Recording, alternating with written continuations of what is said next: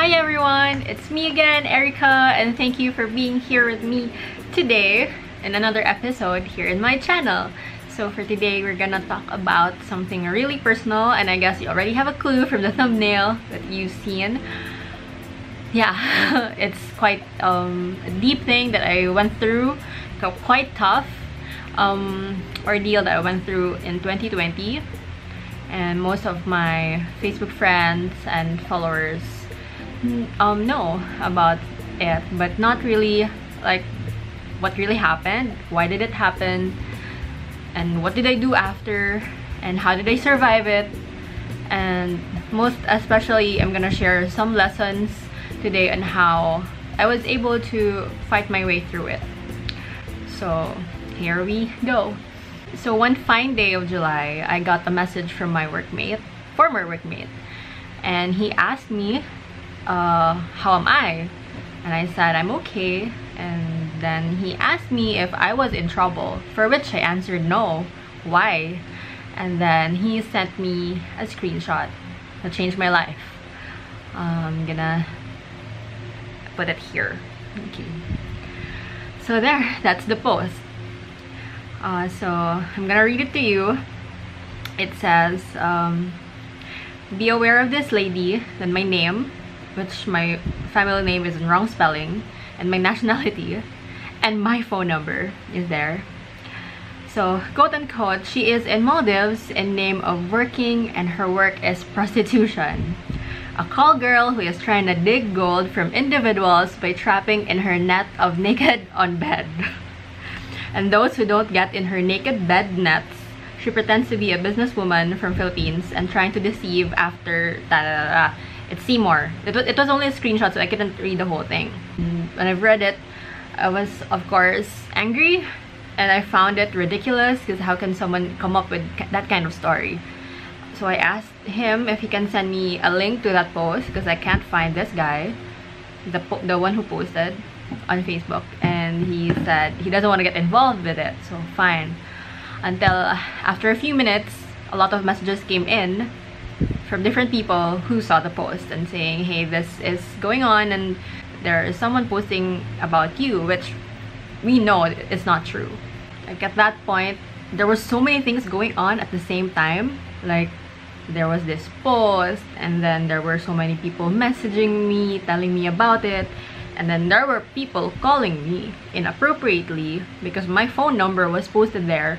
So a lot of guys, assholes, believed that story and called me and asked me things like, where are you, how much, you know, those things, because they believe the post. I took a moment. I was very emotional deep inside because the first thing that came to my mind was like my reputation. Like a lot of people have seen this already, and if they don't know me, then they would have probably believed it. But then I asked myself, do I really care? The things that I care really about are my family, my work, my relationship, and that's it. Like I don't give a damn what other people think. So the next thing I thought of was my safety. And so when I saw that message, and Emil saw it too, we were not together that time because I was at work. He called me, and he right away came to my office, and he was there the whole time, making sure I was okay, making sure that I get home safe. So to answer the question, who would do that and why would they do that? Well, I have an idea who. Definitely not the one who posted it, but I can't say it due to legal concerns. And as to why, well, it's definitely because of my loud mouth. You know that I've always been vocal when it comes to fighting against abuses and exploitations, I don't know, getting people's rights. So I may have bumped people and crossed them. So that was their retaliation. You know, these people, they do dirty work, because how else would they even think of doing that against me? Anyway, what was my first reaction? Of course, I was emotional. I thought about like yeah, my family, what would they think about this when they read it? And my work, my bosses, what if they see this? Like everything. But then later on, I know that I can prove that it's not true. So why would I be scared? Why would I be sad? So at that point, I knew that it was an attack to me. It was someone declaring war against me. Time was crucial at that point. I have to make my statement. I think it only took me 2-3 minutes to be emotional, and then after that, I plotted my strategy. I think what kind of helped me is that this is not the first time I've been through something traumatic. So the instinct to fight back and, you know, to speak out and defend myself was there. So given it was a personal assassination, and there's nothing I can do about it. If I keep on moping about it, it's already out there. So I need to make my defense. The first thing I did was, of course, to post something to discredit and invalidate that post. For sure, like, people are checking my profile now and my social media accounts. So I told everyone that there is a malicious post that is going around about me. Please don't believe it. And it is an attack because of something that I have said. And then if they see the post, kindly report it to Facebook as harassment. And a lot of people came through for me. A lot of people supported me. They reported the post. I'm getting help from everyone, even all over the world. Like my friends in the Philippines, my friends here, my friends from other countries. And that's the beauty of social media. When you do it in social media, you don't know, like, the person that you're attacking to has networks. I brought the conversation to Twitter because I know that Maldivians are very active in Twitter. So that's when I met a lot of people who actually helped me, like, legally.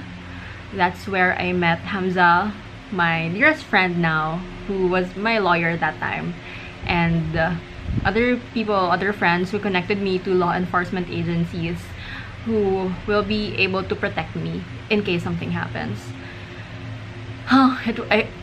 It's so warming that people really, like, bonded together to protect me and to defend me, because they all know that it's not true, and whoever did it is just really out there to destroy my credibility. So to share with you the lessons that I learned in that episode in my life, well, here are a few things. First is, when you're put in that kind of position or in that kind of experience, it's very important to have a fast response time. Response time is very crucial. You have to speak out, you have to be loud about it. It's like you're being assaulted or you're being robbed on the street. There are people who are out there to harm you. And of course, you don't stay quiet. You have to shout, you have to fight. You have to attract people's attention that this is happening to you. And that's what I did also in social media. Like, hey, this is happening. Someone is posting malicious things about me. Can you please do this, report, help me out, and tell everyone that it's not true. And that really worked to my advantage. The second thing, and which was I was doubtful from the beginning, was to go the legal way. I didn't regret going the legal way, and I'm very thankful for the people who helped me get the legal grounds and, you know, get the protection that I need. Because if I didn't, I would always be in the state of fear and state of, I guess, second guessing. Like, what if I do this? What if I report to the police? But what if they're connected with the police? Or what if blah blah blah? So there are so many what ifs if I didn't go to the police. So it was better, and I felt much more relieved after talking to law enforcement agents. The third lesson that I learned is that not everyone is your friend.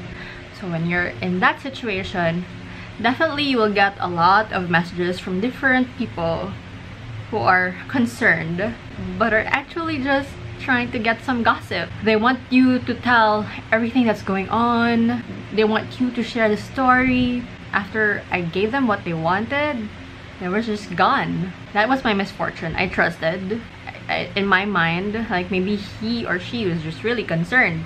But then, I think they were just making chismis lang. My fourth lesson is that it is okay to be sad. It is normal. It's completely fine to be anxious about it, to be scared, you know, to be upset, because when it happens to you, it's really unfair because you didn't do anything wrong. And why would these people say lies about you? You would think of your reputation, you would think of what would other people say, you would think what's gonna happen to your work, to your relationship, to people you meet on the street. It's okay to think of these things because they're true, they're real, and that's what these people wanted to happen. But we go to my fifth lesson, which is it will pass.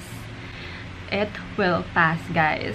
It happened in July, so that is around seven months ago, and here I am still alive. I'm still doing vlogs, I'm still active on social media, I still go out, I still work, I'm still me, and I came out stronger than I was before that happened. It will pass. I mean, especially in social media where there's always new information by the minute, people's attention will just go to the next chismes or go to the next viral thing.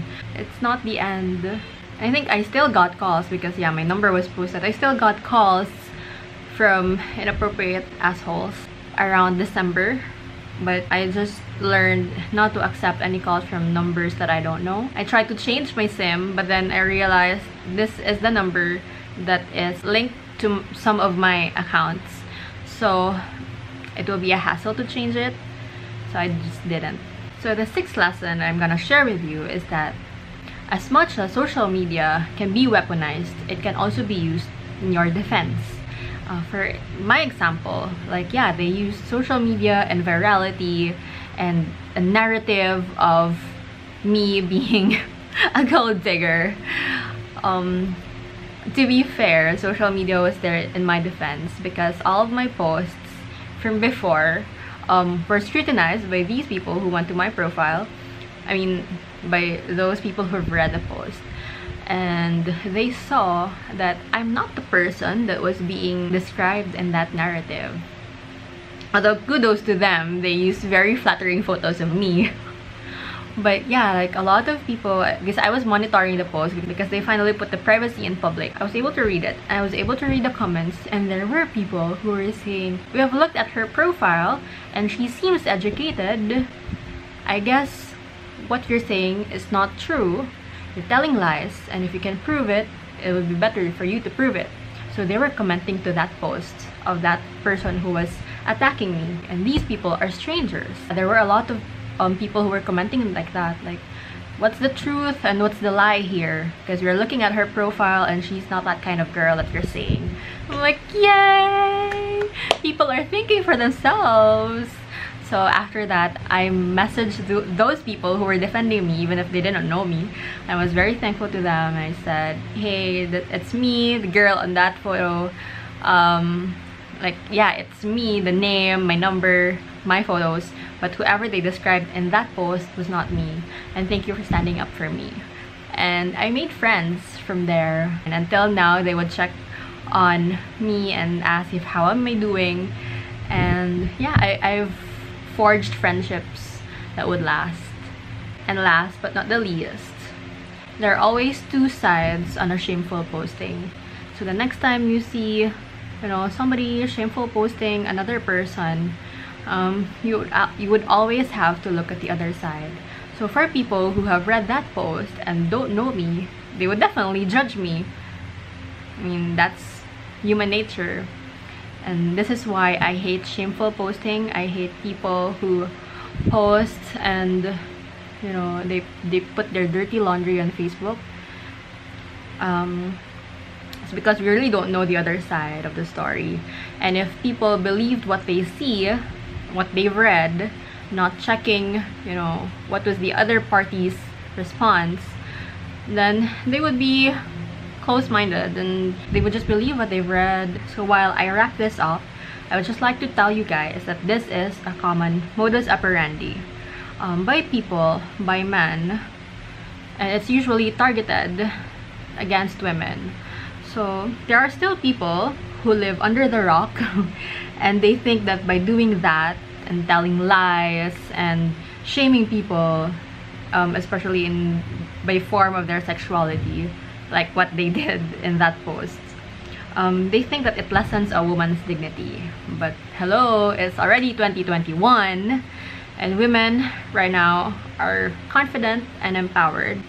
This is a different world now, guys. Women are now speaking out, and lies and words from men will not bring us down. So for everyone who's been through the same thing, especially ladies, cheer up, girl. Show them that they mess up with the wrong person. I hope I answered some of your questions and I've enlightened you about this topic, about this issue. And if you like this video, please like and subscribe to my channel. And if you would like to get notified of my next videos, please click the bell button. And I will see you on my next video next week, every Monday. Bye, guys!